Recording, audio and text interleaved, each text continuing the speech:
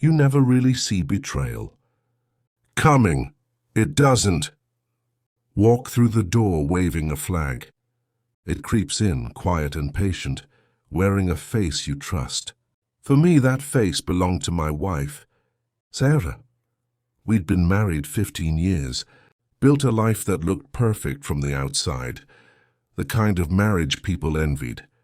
Big house, steady jobs, 2 kids who thought the world of us. But behind that perfect picture was a silence that had started to rot. It began small, late nights at work, half-hearted smiles at the dinner table, a phone she always kept face down. I told myself I was imagining things, that every couple hits rough patches. But deep down I knew something was off. One night I got home early from a business trip, earlier than she expected. The house was dark, except for a faint light coming from the living room. I walked in quietly and there she was, sitting on the couch, phone pressed to her ear, whispering in a tone I hadn't heard in years, soft, intimate. My heart dropped as I caught a name. Ryan. The way she said it didn't sound like a friend or a co-worker. It sounded like the way she used to say mine. I froze. Every part of me screaming to look away, to not confirm what my gut already knew. But I couldn't. That night, standing in the dim light of our living room, I realized the woman I thought I knew, the woman who promised forever, was already gone. And the worst part? I had no idea just how deep her lies would go, or how much destruction they were about to unleash. The next morning everything felt wrong, even though nothing looked different. Sarah made coffee like always, humming softly, barefoot in the kitchen, acting like the woman I used to wake up next to every morning. But I couldn't unhear that name. Ryan. It echoed in my head like a song I couldn't turn off. I tried to play it cool, to pretend I didn't know. I even smiled when she handed me my mug. "Sleep okay?" she asked, her voice casual, too casual. I nodded, staring into the steam rising from the cup. She kissed my cheek before heading upstairs, and for a moment I almost convinced myself I was crazy, until I saw her phone sitting on the counter, unlocked. My chest tightened. Every instinct told me not to look, but curiosity and fear are dangerous when they mix, and before I knew it I was scrolling. There it was, message after message. "I miss you. Can't wait to see you again. Last night was perfect." My hands started shaking. Some messages were deleted, but the timestamps told me enough. They'd been talking for months. I set the phone down like it was a bomb about to go off. My vision blurred, my pulse thundering in my ears. For the rest of the day, I moved through the house like a ghost. When she came downstairs, dressed for work, I asked her one simple question: "Who's Ryan?" She froze, her keys halfway to her purse. It was just a second, but in that second, I saw it: guilt, panic, fear. She recovered fast, too fast. "Ryan? Oh, just a guy from accounting." "Why?" Her tone was perfect, rehearsed, calm. But her eyes gave her away.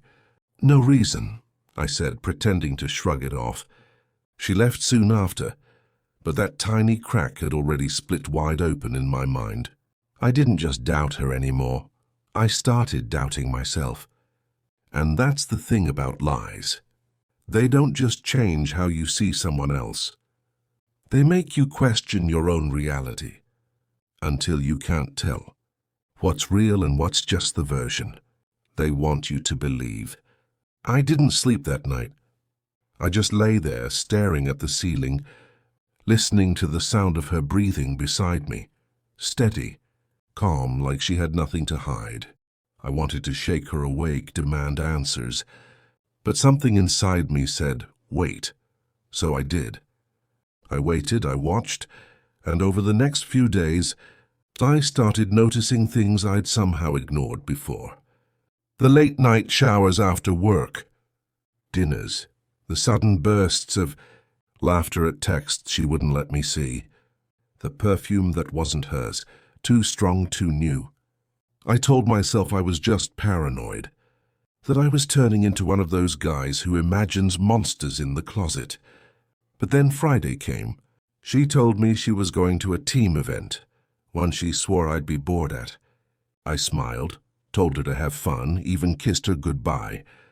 The second she pulled out of the driveway, I grabbed my jacket and followed.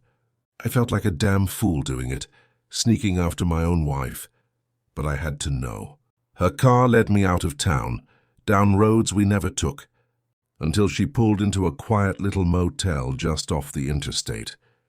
My stomach dropped. I parked a few spots back and waited. 10 minutes later, a black pickup truck pulled in. A man got out, tall, clean-cut, confident, and walked straight into the same room she had. I didn't need to see more. I sat there in my car, frozen, gripping the steering wheel so hard my hands went numb. The sign above the motel flickered in the dark. Rest easy. The irony wasn't lost on me. I stayed there for almost an hour, just watching that door, my mind tearing itself apart. Part of me wanted to storm in and end it right there, make a scene, break something when someone. But another part, the quieter part, just whispered, "Now you know." When she finally came out, her hair messy, her lipstick faded, she looked happy, happier than I'd seen her in months. I followed her home far enough not to be seen. When she slipped back inside like nothing happened, I sat in the driveway, staring at the house we'd built together. That's when the anger turned into something else, not rage, not sadness, but a cold, hollow feeling that settled deep inside me. Because knowing the truth didn't make me feel stronger. It made me realize just how powerless I really was. The next morning, she acted like nothing had happened, like the night before was just another Friday. She hummed while making breakfast, asked if I wanted pancakes, kissed my cheek before heading out, and I played along, smiled, pretended everything was fine. But inside, something had cracked wide open. I kept seeing that motel door, that truck, the way she'd looked walking out, peaceful, satisfied. Every time she touched me, I felt like she was touching someone else. I tried to focus at work, but my mind kept replaying every lie, every excuse, every late meeting. When I came home that evening, she was sitting on the couch, scrolling through her phone, smiling at whatever she was reading. "Rough day?" she asked. "You could say that," I said, dropping my keys on the table. I wanted to ask her right then, to throw the truth in her face. But I didn't, not yet. Something told me to wait, that the right moment would come. And when it did, I'd have more than just suspicion. I'd have proof. So I started paying attention. Her schedule, her calls, her expressions. I even installed a small voice recorder in her car, something I never thought I'd be desperate enough to do. I hated myself for it, but love makes you do strange things. Or maybe it wasn't love anymore. Maybe it was pride, or pain, or that raw need for answers. 2 days later, I got them. I sat in my car outside my office, listening through my earbuds as she talked to him. Her tone was soft, nervous. "He's starting to notice," she said. My chest tightened. The man's voice came through the static, deep, confident, the same one from the motel. "Then it's time," he said. "You know what to do." I froze. Time for what? I replayed it over and over, but his tone made my skin crawl. There was something final in it, like this wasn't just an affair, it was a plan. My hands shook as I yanked the recorder out and stared at it like it might bite me. Suddenly, this wasn't just about betrayal. This was about danger. And for the first time, I started to wonder if I was the only one in that house who didn't know how the story was supposed to end. All weekend I couldn't shake those words. You know what to do. They crawled under my skin, replaying over and over, twisting themselves into every thought. I started wondering if maybe Ryan wasn't just some random guy she met at work. There was something about his voice that felt familiar, like I'd heard it somewhere before but couldn't place it. I spent hours trying to remember every business meeting, every neighbor, every friend from the past. Then late Sunday night it hit me. About a year ago, Sarah had gone through a real estate phase. She said she was thinking of flipping houses, working with a local agent who specialized in investment properties. The guy's name? Ryan Cooper. I remember because she wouldn't stop talking about how smart and driven he was. At the time, I brushed it off, but now that name felt like poison. I searched his name online, scrolling through listings until I found his picture. Same sharp jawline, same confident grin, and there it was. His business address just 15 minutes from our house. I didn't even think. I grabbed my jacket keys and drove. His office sat in a small strip mall, dark except for the faint glow of a security light. I parked a few spaces down and just sat there, heart hammering, waiting for something, anything. Around 10 p.m., a black pickup, his pickup, pulled in. He stepped out looking exactly like he did at that motel. Clean suit, smug confidence. But what hit me hardest wasn't seeing him. It was seeing the passenger door open. Sarah stepped out. She laughed at something he said, the sound echoing across the empty lot like a knife scraping glass. I couldn't move, couldn't breathe. I just sat there, watching the woman.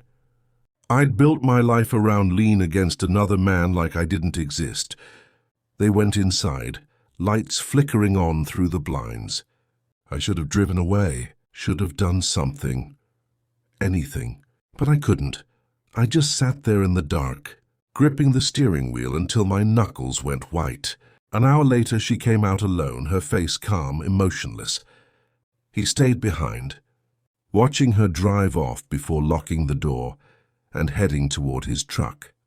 For one crazy second I almost got out to confront him, but something in me whispered to wait, to learn what time really meant. Because if I'd walked up to him right then, I don't think I'd have lived long enough to find out.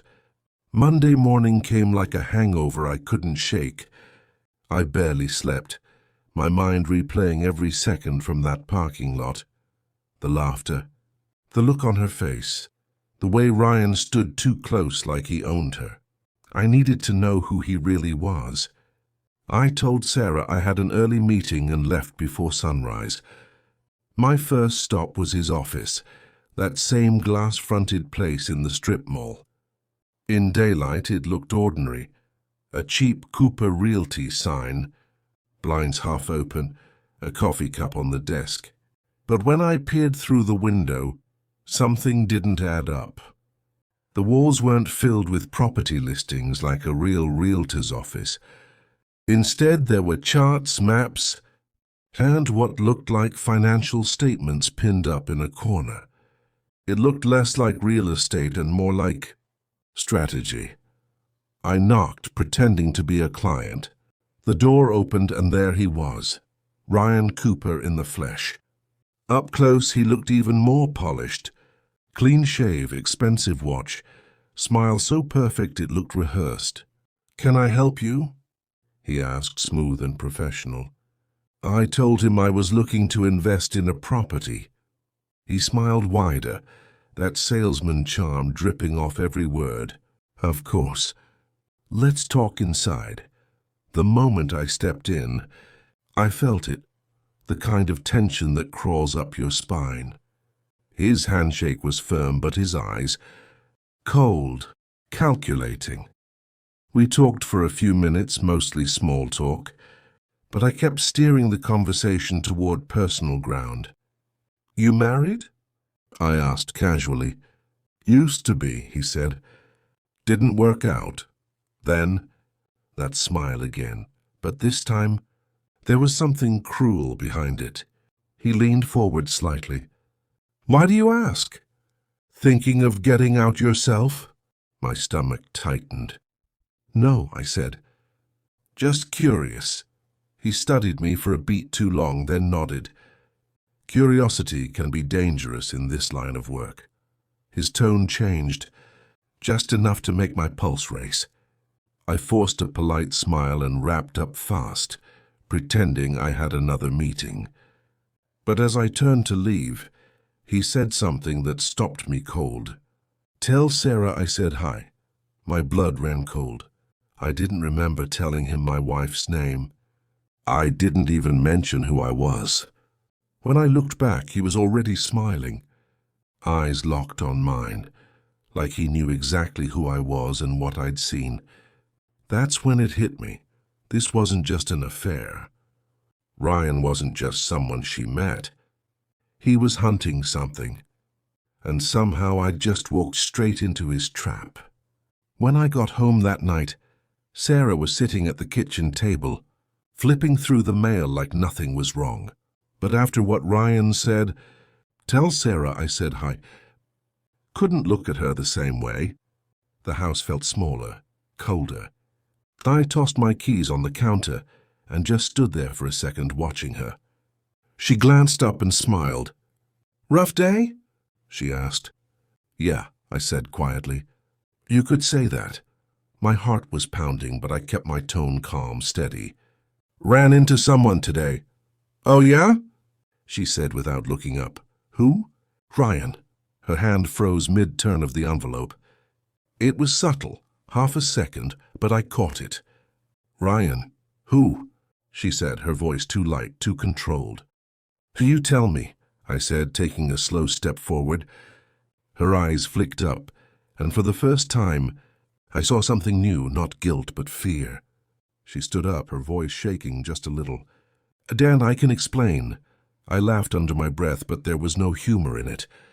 "That's funny, Sarah, because I've been waiting for you to explain. For weeks now." Her eyes welled up. "It's not what you think, then what is it?" I snapped. "Because I followed you. I saw you. The motel, the late nights, the calls. You looked happy. Sarah, happier than I've seen you in years." She sank back into the chair, tears spilling down her cheeks. "It started as business," she whispered. "He said he could help us. The house, the loans, he said he could fix everything." My voice hardened. "And you believed him? That sleeping with him was part of the deal?" She shook her head, covering her face. "You don't understand. He's not who you think he is." "No," I said. "He's exactly who I think he is. A liar. Just like you." She slammed her hands on the table. "No, Dan, listen to me. He's dangerous. Who shouldn't have gone to see him?" My breath caught. "How would you know that?" She hesitated, her lips trembling. "Because he's not just a realtor. He's connected. To people you don't want to mess with." I stared at her, my anger giving way to something colder. Realization. "So that's what this is about? Money, deals? What did you promise him, Sarah?" She looked at me then, eyes full of regret and something darker, fear. "I didn't promise him anything," she whispered. "He promised me that if I helped him, he'd leave us alone." My chest tightened. "Helped him with what?" Her voice broke as she said it. "With you." Her words hit me like a punch to the chest. "With you." For a second, I thought I misheard her. I stood there staring, waiting for her to take it back, to tell me it was some kind of twisted joke. But she didn't. She just sat there shaking, eyes red from crying. "What does that mean, Sarah?" I asked, my voice barely holding steady. "What does he want with me?" She didn't look up. "He said you knew something," she whispered. "That you had something he needed." I felt a chill crawl up my spine. "That's insane. I don't even know the guy." She finally looked up, and the expression on her face terrified. First him a mix of guilt and sorrow that said she'd been keeping this buried for a long time. "It's not about now, Dan," she said. "It's about before." My pulse quickened. "Before what?" "Before us," she said quietly. "Before the kids. Before this house. When you worked for Pearson Associates, my mind raced back over a decade. That was my first corporate job out of college, a finance firm in the city. It was stressful, brutal, and after 3 years, I quit before it swallowed me whole." "What about it?" I asked. She swallowed hard. "You don't remember the name Martin Pierce, do you?" I frowned. "Of course I do. He was the owner." "No," she said softly. "So he was Ryan's father." My breath caught. "What?" "Ryan's real name isn't Cooper. It's Ryan Pierce. When you left that company, you took something. Something his father said cost him millions." I shook my head. "That's insane. I didn't take anything. I just left." "He doesn't believe that," she said. "And when his father died, he swore he'd find whoever ruined their family. He found out it was you." I staggered back, gripping the edge of the counter. "So all this and the affair, the lies, it was about revenge?" She nodded weakly. "He used me, Dan. Said if I got close, if I found proof, he'd leave us alone. But it got out of control. I tried to stop it. I could barely breathe. Everything I thought I knew about my marriage, my life, it was all part of someone else's game." "You should have told me," I whispered. "I was trying to protect you," she said, her voice breaking. I laughed bitterly. "Protect me? You put a target on my back." "No, Dan," she said through tears. "He's not coming for you anymore." My chest tightened. "Then who?" She looked straight at me, her face pale, her voice barely a whisper. "He's coming for the kids." For a moment, the room went silent, just the hum of the fridge and my heart pounding in my chest. "He's coming for the kids." Those words cracked through me like thunder. I didn't even think. I just grabbed my keys and bolted for the door. "Dan, wait!" Sarah shouted, but I was already halfway down the driveway. "Our kids, Emma and Luke, were at my sister's for the weekend. Thank God." The idea of Ryan anywhere near them made my blood run cold. I floored the gas, my hands trembling on the wheel. Every streetlight a blur of red and gold. My phone buzzed on the seat beside me, Sarah calling, but I couldn't answer. I didn't want to hear another word from her. When I pulled up to my sister's place, it was quiet. Too quiet. Her car wasn't in the driveway. The porch light flickered, the front door slightly open. My stomach twisted. "No," I whispered, stepping out of the car. I called out, "Amanda?" No answer. I pushed the door open, my voice shaking now. "Amanda." "Emma? Luke?" The house was dark except for the TV in the living room, playing some cartoon rerun. A half-eaten bowl of popcorn sat on the table, one of Luke's toy trucks on the floor. My heart pounded harder. I moved room to room, calling their names, until I reached the kitchen. That's when I saw it, a folded piece of paper on the counter, my name scrawled across it in black ink. I opened it with shaking hands. "Don't make this harder than it needs to be. We're not finished yet," and my knees almost gave out. I stumbled to the back door. It was unlocked. Footprints leading out into the wet grass. Tire tracks in the mud. He'd been here. He'd taken them. My mind went blank for a second, then filled with one thought: find him. I ran back to the car, dialing 911 with trembling fingers. The dispatcher's voice was calm, steady, but mine wasn't. "My kids are gone," I choked out. "He took them. His name's Ryan Cooper. Or Pierce, I don't even know anymore. Please, you have to help me." She said officers were on the way, but I couldn't wait. I couldn't sit still. While my children were out there with a man who wanted to destroy me, I hit the gas again, speeding toward the only place I could think of, that old motel off the interstate. If Ryan wanted to end this where it started, I was going to be there waiting. But as I drove, headlights appeared behind me, bright, fast, and getting closer. Then my phone buzzed with an unknown number, so I answered breathless. "If you want to see them again," Ryan's voice said. "Calm and cold, keep driving." Ryan's voice was calm. Too calm. The kind of voice you hear from a man who already knows he's in control. "Keep driving," he said, and the line went dead. I stared at the phone, my hands trembling on the wheel, my heart pounding like a war drum. The headlights behind me stayed close, never tailgating, never passing. Just watching. I tried to call the cops again, but the screen flashed. No signal. Figures. Out here, halfway between nowhere and the highway's dead end, I was completely alone. I drove for what felt like hours until the road narrowed into a dirt path that led into the woods. That's when the other car's lights flickered twice. A signal. I slowed down, my stomach twisting.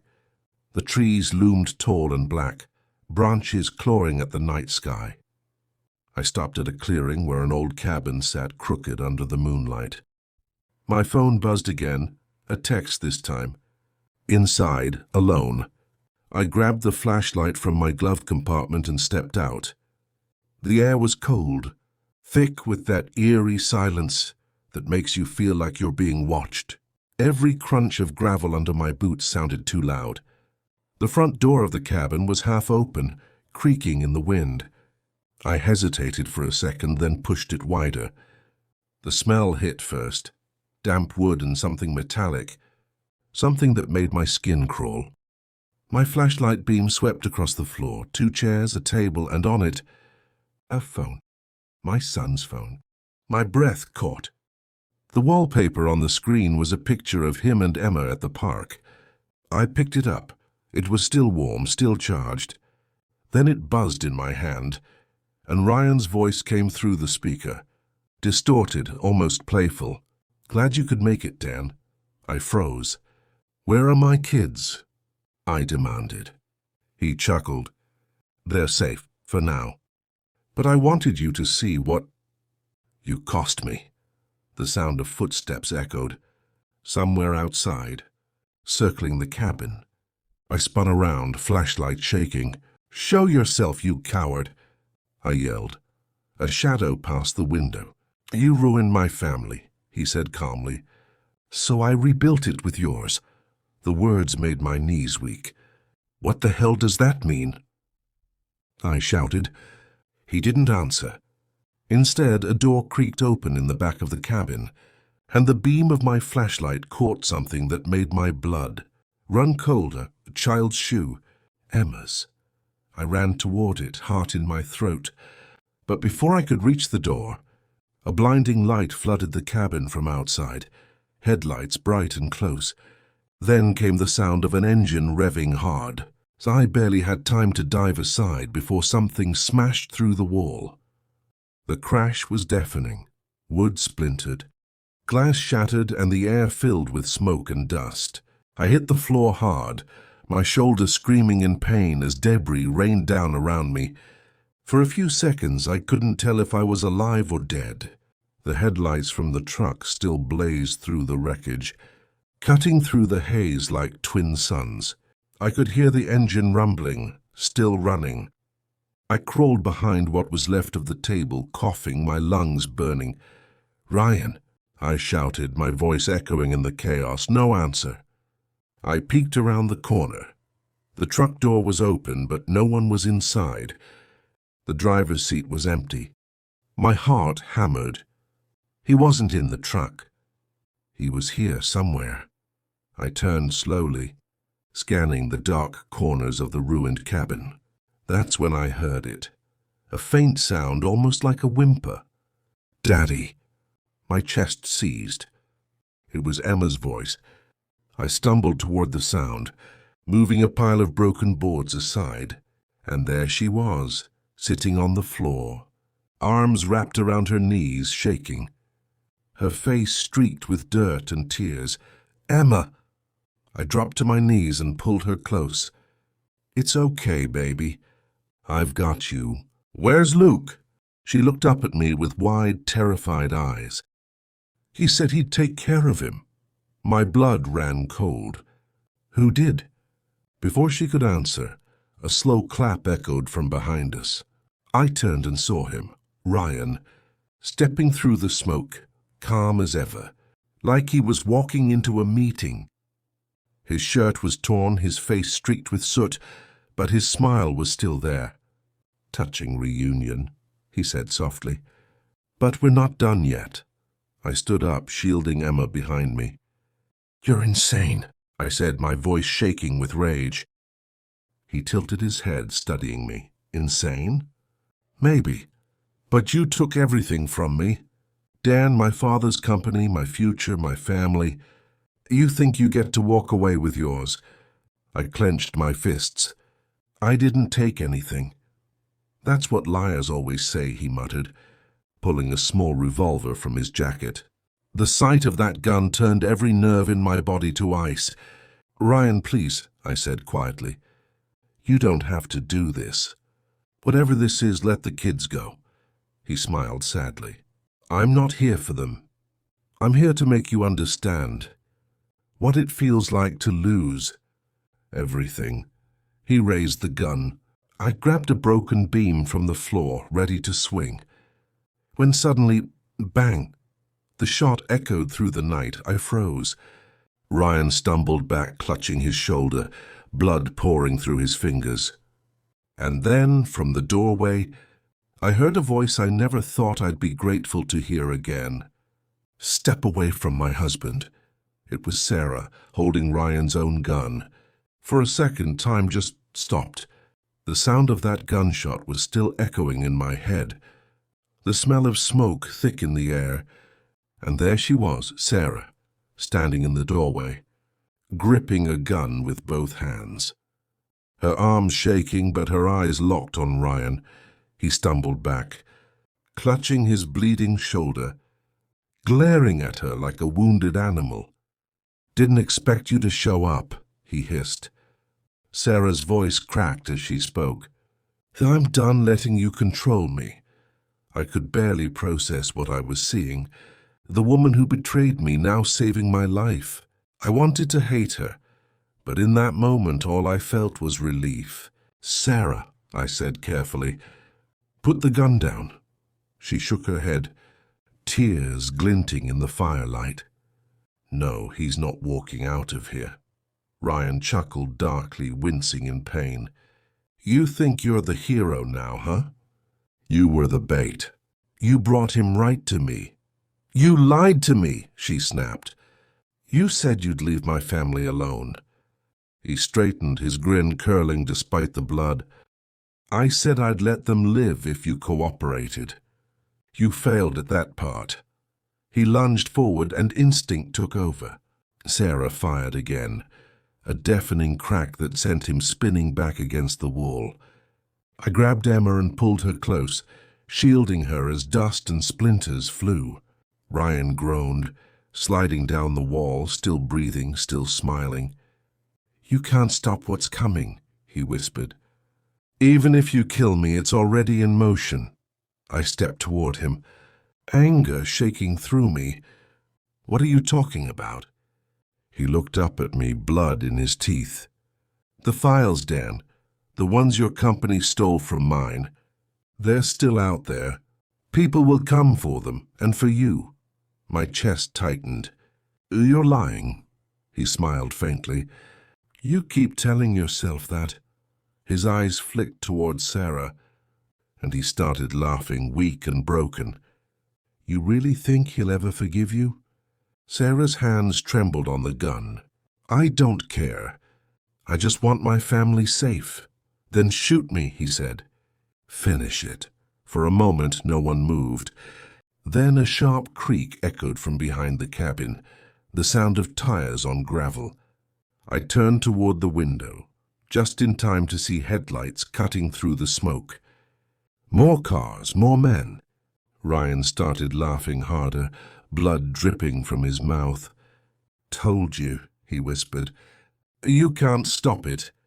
They're already here." I grabbed Sarah's arm, shouting, "Might we have to go now?" But before we could move, the front door exploded inward. and men in black tactical gear flooded the cabin, weapons raised. The cabin erupted into chaos. Shouts filled the air, the crack of boots hitting wood, the metallic click of safeties coming off. I grabbed Sarah's arm, pulling her behind the broken table as bullets ripped through the walls. Emma screamed, covering her ears, her small body trembling. "Move!" I yelled, dragging them toward the back door. One of Ryan's men kicked it open first, flashlight beams slicing through the dark. I swung a broken beam at him, connecting with a crunch. He fell back with a grunt, his gun skidding across the floor. Sarah snatched it up and fired wildly toward the doorway, the air filled with smoke and dust. "Go!" I shouted again, grabbing Emma's hand. We stumbled through the back, into the woods behind the cabin. Branches clawed at my face, my lungs burning as I ran. Behind us, flashes of gunfire lit up the night like lightning. "This way," I called, veering toward the old dirt road. Sarah was right behind me. Blood streaked across her cheek, but eyes sharp with determination. I didn't know where we were going. I just knew we had to keep moving. "Dad!" Emma cried, pointing behind me. I turned and saw them, two figures with flashlights closing in fast. I pushed Emma behind a fallen log. "Stay down," I whispered. Sarah crouched beside her, covering her ears as I scanned the ground for anything. A rock, a weapon, anything. That's when I saw the truck. Ryan's truck, still smashed halfway into the cabin, its headlights flickering weakly through the trees. "Sarah," I hissed, "get her to the truck." "Go," she hesitated. "What about you?" "I'll be right behind you." It was a lie, and we both knew it. She nodded once, grabbed Emma, and crawled toward the wreckage. I turned back toward the voices getting closer. My heart was hammering so hard it hurt. I picked up the fallen gun, took a breath, and stepped out from behind the tree. Two men emerged from the shadows, rifles raised. "Don't move," one shouted. I didn't. "Drop it!" the other barked. I raised the gun slowly and fired. The first one dropped instantly, the second dove for cover. Bullets shredded the air around me as I ran for the truck. Sarah was in the driver's seat, engine sputtering to life. "Come on, Dan," she screamed. I jumped in just as she hit the gas, tires spinning in the mud. The truck lurched forward, tearing down the dirt road. Behind us, gunfire echoed, flashes lighting the night like a nightmare that wouldn't end. I thought we were clear, until headlights appeared ahead, blocking the road. Sarah slammed on the brakes. The truck skidded sideways, and there, standing in the middle of the road, bloodied but grinning like the devil himself, was Ryan. Sarah slammed on the brakes, and the truck skidded sideways across the dirt. Coming to a stop barely 10 feet from him, Ryan stood there in the middle of the road, his shirt soaked in blood, one arm hanging uselessly at his side. But that smirk, that damn smirk, was still plastered across his face. The headlights cast him in golden shadow, making him look more ghost than man. "You just don't know when to quit, do you, Dan?" he called out, his voice hoarse but steady. I stepped out of the truck, gun raised, my hands shaking from adrenaline and rage. "Where are my kids?" I shouted. He tilted his head, eyes glinting with amusement. "Safe," he said.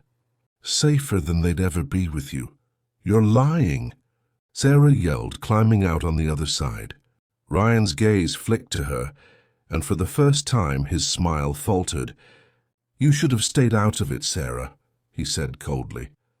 "You were supposed to bring him to me, not play hero."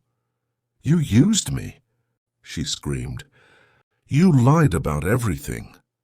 Ryan chuckled, but there was no humor in it. "I told you what you needed to hear.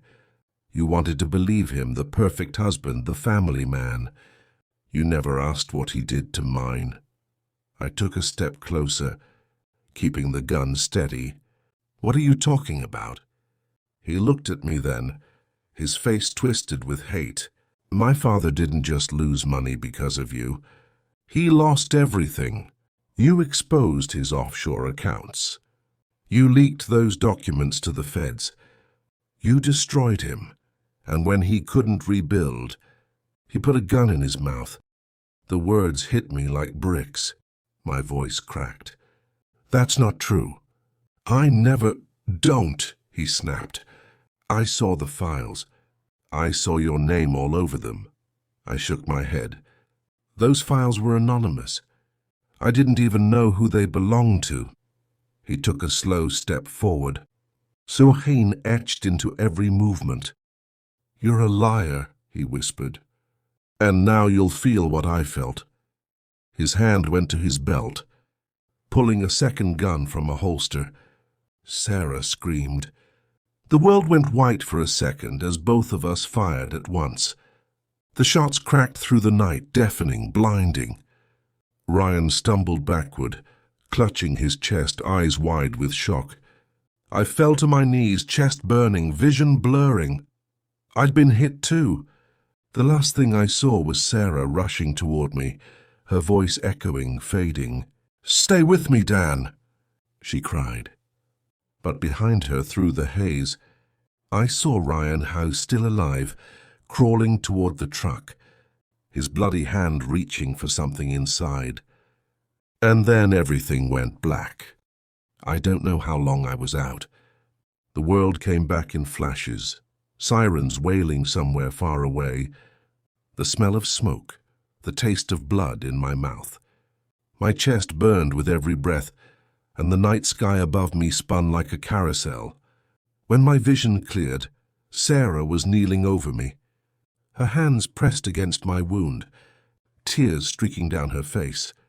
Stay with me, please, she whispered. You can't leave me now. I wanted to tell her I wasn't going anywhere, but my voice wouldn't work. Behind her I saw movement, Ryan dragging himself toward the truck, leaving a dark trail in the dirt. He reached inside, fumbling with something under the seat. I tried to speak, to warn her, but all that came out was a rasp. Sarah turned just as Ryan pulled a pistol free. His hand was shaking, his face pale as death, but that hatred in his eyes burned as bright as ever. You ruined everything, he hissed. You think you win because I die? He raised the gun, but before he could fire, Sarah did. The blast echoed through the woods and Ryan went still, his body collapsing in the dirt like a puppet with its strings cut. For a long moment there was only silence, just the wind and the faint crackle of the wrecked truck behind us. Sarah dropped the gun and crawled back to me, her voice trembling. It's over, she said over and over, like she was trying to convince herself. I stared past her at Ryan's body, the anger in me fading into something heavier, sorrow. Because looking at him, all I saw was a broken man who'd let hate eat him alive. And maybe in some twisted way I understood. He wasn't just trying to destroy me, he was trying to make me feel the same emptiness that had swallowed him. The sirens grew louder, red and blue lights flashing through the trees. I felt Sarah's hand still pressing down, but I was getting lighter, the pain fading into something almost peaceful. Tell them, I managed to whisper, the kids safe? She nodded, sobbing. Yes, Dan, they're safe. I tried to smile, but it felt like too much. The paramedics' voices blurred as they lifted me onto the stretcher. I looked at Sarah one last time. Her face was streaked with blood and tears, but in her eyes I saw something real. Guilt. Yes, but love too, the kind of love that fights its way back through hell. I don't remember passing out, but I remember her hand, that's warm, shaking, gripping mine until everything went dark. When I woke up 3 days later in the hospital, the first thing I saw was Emma and Luke asleep in the corner, and Sarah sitting by the bed, still holding my hand. She whispered, You came back to us. I looked at her for a long time, searching her face for the woman I once knew. Maybe we'd never be the same, but as the morning sun poured through the window, I realized something. The storm was over. not because I won, but because I survived it. They say time heals everything, but that's a lie people tell themselves to sleep at night. Some things don't heal. They just fade enough that you can breathe again. It's been 6 months since that night in the woods. Ryan's name never made the news. The cops called it a break-in gone wrong. I guess they figured the truth was too complicated for headlines. The kids still wake up sometimes screaming, and I can't walk past the sound of a car backfiring without my heart skipping a beat. But I'm still here, breathing, moving, living. Sarah and I, well, we're trying. Some days, it feels like we're strangers rebuilding something that burned down years ago. Other days, I catch her looking at me like she used to, like maybe we still have a shot at finding our way back. I don't know if forgiveness ever fully comes, but we're learning how to live with the cracks. The hardest part isn't what happened that night. It's realizing how close I came to losing everything, not just my family, but myself. Hate does that to you. It eats you alive until you can't tell if you're still fighting or just feeding it. Sometimes late at night, I think about Ryan. I wonder if he really believed that revenge would fix what broke inside him. I wonder if he saw his father's face when he pulled that trigger. Maybe in another life, we could have both walked away before the fire started. But that's not how it went. Life isn't fair like that. One thing I've learned: the people who hurt you can be the same ones who save you, and sometimes surviving isn't about winning the fight. It's about walking away from it with enough of your heart left to try again. So that's what I'm doing. I'm trying again. For Emma, for Luke, for Sarah, and maybe, somewhere deep down, for the man I used to be. Before hate, before fear, before everything went up in flames. The world didn't end that night. It just changed. And somehow I'm still standing in the ashes, grateful for what's left. Because sometimes surviving is the victory. Some nights, when the house is quiet and the kids are asleep, I sit on the porch with a cup of coffee and just listen. To the wind through the trees, to the distant hum of cars, to the kind of silence that used to make me uneasy. It's strange how peace can feel like a stranger after so much chaos. I still replay that night sometimes. The smoke, the gunshots, Ryan's face. For the longest time I wanted to hate him. I wanted to curse his name for what he did to us. But hate's a trap, the same one that swallowed him whole. You think it gives you power, but all it really does is chain you to the pain. So now when I think of him, I don't see the monster who tried to destroy me. I see a broken man who let his past define him. Maybe that's the real difference between us. I finally chose to stop letting mine do the same. Sarah's been going to therapy. She says it helps. I haven't gone yet, but I'm trying in my own way. I walk more. I cook with Emma on weekends. I help Luke with his science projects, even though I can barely work the glue gun. Little things. Simple things. Things I used to take for granted. Sometimes Sarah catches my hand at dinner, and for a second, it feels like the years before everything fell apart. Then it fades, but the moment stays. We are not healed, maybe we never will be, but we're trying to live honestly now. No secrets, no lies, just the messy truth and what's left of love. And maybe that's enough, because if there's one thing I've learned from all of this, it's that forgiveness isn't a gift you give someone else. It's a decision to stop bleeding over the same wound. I still carry the scars, and inside and out, but they remind me of what we survived. And that survival, it's not weakness. It's proof. Proof that even after everything burns, you can still build something new out of the ashes. The world doesn't hand you peace. You have to make it, one hard day at a time. And tonight, sitting here under the quiet stars, I realize something I never thought I'd say again. I'm grateful. Not for what happened, but for what it taught me, that sometimes the hardest truth to face is that we still deserve to live. 3 months after the case was closed, I finally drove back to the cabin. The wreck was gone, just a patch of scorched dirt and broken glass left behind. The woods were quiet, as no sirens, no shouting, just the sound of leaves brushing against each other in the wind.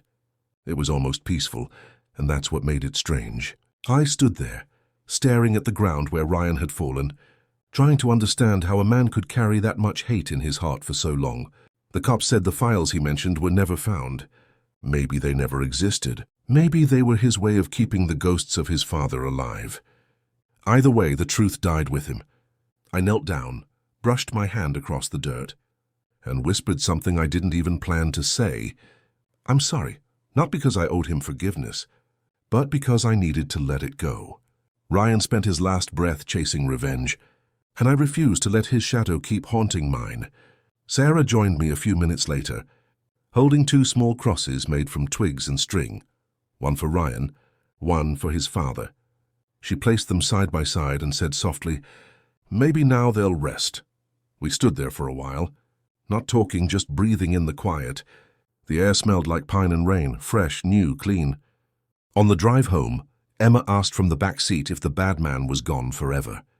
I looked at her in the rearview mirror and said, "Yeah, baby, he's gone." But in truth, I knew the real battle wasn't against Ryan anymore. It was against the guilt, the nightmares, the fear that crept in when the house went silent.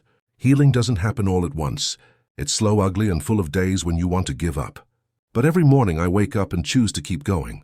For my kids, for Sarah, for myself. Because no matter how dark the story gets, the ending isn't written until you decide what comes next. Ryan thought he could end my life with hate. But in the end, all he did was remind me why love, even broken, messy love, is still worth fighting for. They say every story ends, but the truth is, some just quiet down long enough for the next one to start. After the cabin, life didn't snap back to normal. It just slowed, like the world was holding its breath. The nights are softer now. The kids laugh again. But when the wind hits the house a certain way, I still hear it, that echo of tires on gravel, that voice whispering in the dark. Maybe it's memory. Maybe it's warning. Either way, I've learned to listen. The cops filed Ryan's case away, called it mutual self-defense, and moved on. But I can't, not completely. There are pieces of that night scattered inside me like glass, moments that catch the light when I least expect it. Sometimes at the grocery store, I see a man in a suit, clean-cut, polite, and for a heartbeat my stomach drops. The mind keeps ghosts alive longer than the body ever could. Sarah says I should write it all down, maybe tell someone what really happened. She doesn't understand. I already did. You're hearing it now. And maybe that's the real reason I'm telling you this. Because stories like mine don't end with a headline. They end with someone sitting alone at midnight, wondering how close they came to losing everything that mattered. I used to think the truth was something you could bury. Now I know it always digs its way back up, one secret at a time. If you're listening, take this as a warning. The past never stays dead. It just waits for you to stop watching the door. So when you hear that knock in the dark, when the quiet feels a little too heavy, remember this story. Remember what happened when hate took over love, when secrets became weapons. And if you think this was dark, just wait. Because out there, beyond this small piece of peace I've built, another truth is already stirring. Another voice is waiting to be heard. And when it finally finds me, or you, I'll be here again ready to tell it. A few weeks after everything ended, I thought the nightmares would fade. But one night around 2 a.m. the phone rang. Unknown number. At first I ignored it. No one calls at that hour unless it's bad news. Then it rang again. Same number, same silence when I answered. Except this time I heard something faint on the other end. Breathing, slow, steady, deliberate. "Hello?" I said, my voice tight. Nothing, just that breathing. Then, right before the line went dead, a whisper, "You don't know the whole story." My heart stopped cold. I sat there staring at the phone, waiting for it to ring again. It didn't. The house was dead quiet except for the ticking clock on the wall. I looked toward the hallway where my kids were sleeping and felt that old chill crawl up my spine again. The same one I thought I'd left behind in those woods. The next morning I called the police, but there was nothing to trace. The number didn't exist. Probably a prank, they said. Maybe, but deep down I knew better. People don't just vanish without leaving ghosts behind. Ryan might be gone, but the people he worked with, the ones behind those files he mentioned, they're still out there. And lately I've noticed things. A black SUV parked across the street some nights, headlights off, engine idling. A man in a grey coat walking past the house twice in 1 hour. Once someone even left an envelope in my Mailbox with nothing inside but a single flash drive. I haven't opened it yet. Maybe I will. Maybe that's how this all starts again. Because if there's one thing I've learned, it's that truth doesn't end where the story does. It just finds a new place to hide. And for people like me, it never stays hidden for long. So if you're listening, don't go anywhere. The next story isn't mine, but it's darker, deeper, and closer than you think. And the person it happened to? They could have been you.